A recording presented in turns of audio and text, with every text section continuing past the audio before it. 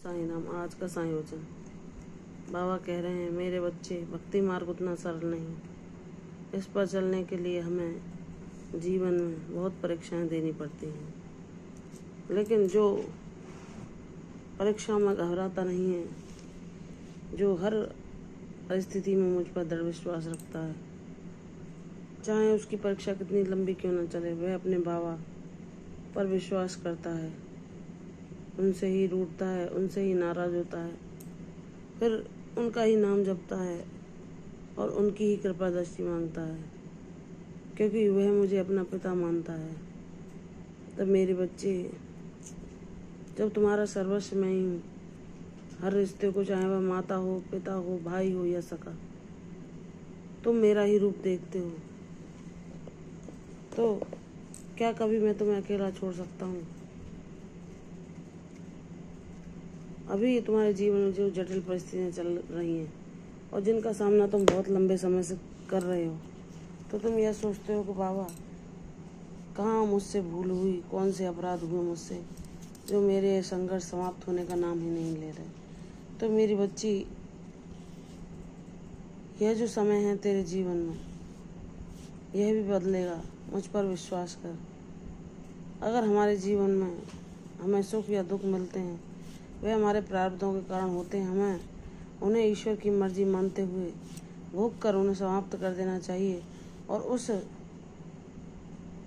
विपरीत परिस्थितियों में भी हमें सत्य मार्ग को कभी नहीं छोड़ना चाहिए।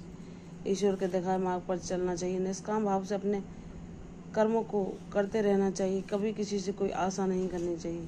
अगर हमारे गुरु हमें सत्कर्मों का मार्ग दिखाते हैं, तो हमें अपने जीवन को अपने दिखाए हुए गुरु के मार्ग पर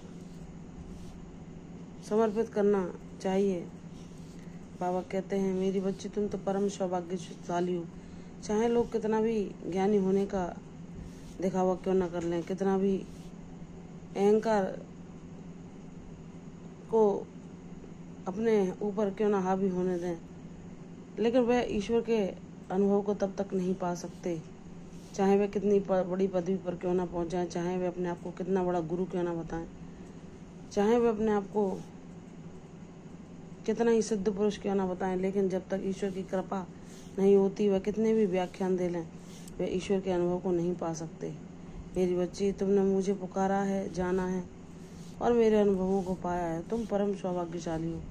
तुम जानती हो, जो बड़े से बड़े प्रकांड पंडित भी यह नहीं जान पाते कि ईश्वर के सब रूपों में वह एक ईश्वरी बसता है जो सबका मालिक है।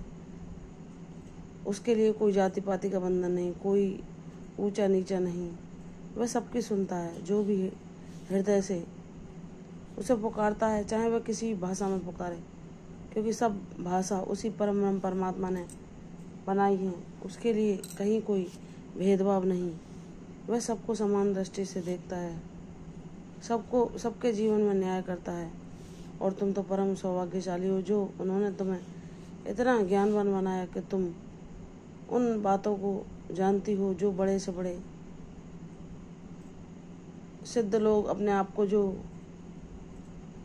बहुत बड़े विद्वान बताते हैं, वह भी उन अनुभवों से वंचित हैं, क्योंकि वह चाहे कितने भी ग्रंथों का अध्ययन क्यों ना कर लें, वह शुष्क ज्ञान ही जो उन्हें वेदाध्ययन से अर्जित किया उसको ही बांट सकते हैं। लेकिन जब उनके अनुभव नहीं है उनके पास, तो वे ईश्वर के स्वरूपों को, उनके अस्तित्व को जान ही नहीं सकते।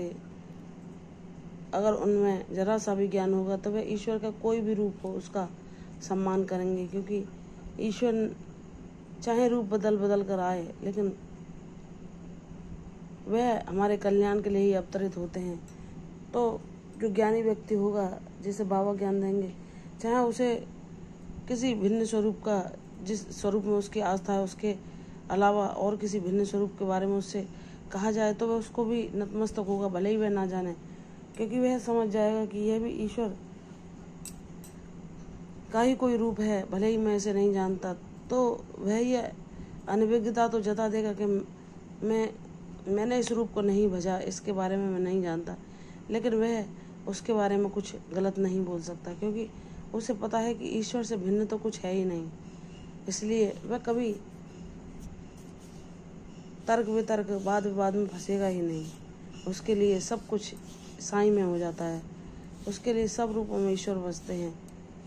पाखंड, दूसरों के दोष निकालना, तर्क वितर्क करना, किसी की आलोचना करना, यह सब बेकार उससे दूर हो जाते हैं। जो बाबा का बच्चा होता है, बाबा उसे इतना पवित्र बना देते हैं कि वह सब छलों को पहचान जाता है, सब पाखंड को जान जाता है और उसके जीवन में सिर्फ सत्य ही रहता है। वह अपने गुरु का सामीप्य पाता है। वह जिस परम शांति को पाता है वह ईश्वर की कृपा के द्वारा ही संभव होती है।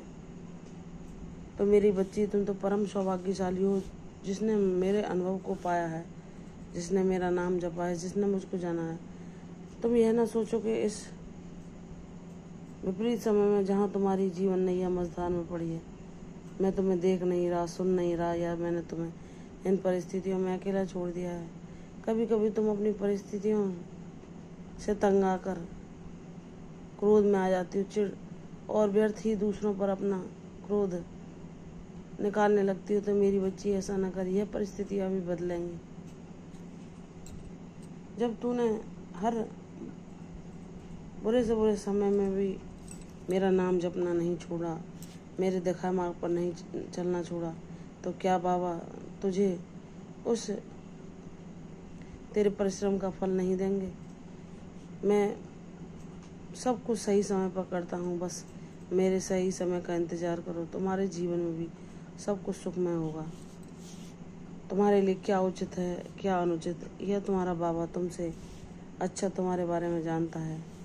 वह जब तुम्हारे लिए सही समय होगा, वह सब चीज़ें तुम्हारे जीवन में प्रकट कर देगा जिनकी तुम्हें आवश्यकता है। इसलिए धैर्य धरो। मैं मानता हूँ तुमने लंबे समय संघर्षों का सामना किया है। बस कुछ दिन और, फिर सब कुछ तुम्हारे मन मुताबिक होगा। तुम्हारे जीवन में मैं न्याय करने जा रहा हूँ।